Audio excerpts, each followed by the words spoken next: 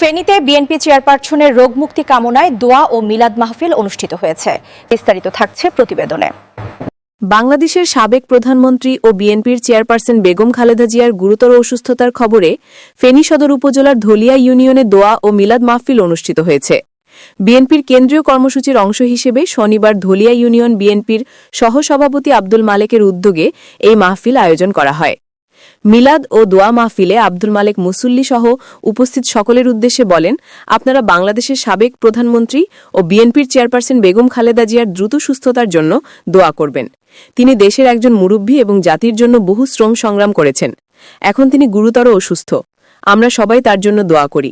আল্লাহ রব্বুল আলামিন তাকে দ্রুত আরোগ্য দান করুন। অনুষ্ঠানে আরও উপস্থিত ছিলেন ধলিয়া ইউনিয়ন কৃষক দলের সহসভাপতি কাজী মোহাম্মদ সবুজ, ধলিয়া ইউনিয়ন যুবদল নেতা জামাল উদ্দিন সহ স্থানীয় বিভিন্ন স্তরের নেতাকর্মী ও সর্বস্তরের জনগণ। দোয়া মাহফিলে বেগম খালেদা জিয়ার সুস্থতা কামনা, দীর্ঘায়ু ও দেশ জাতির কল্যাণ কামনা করা হয়।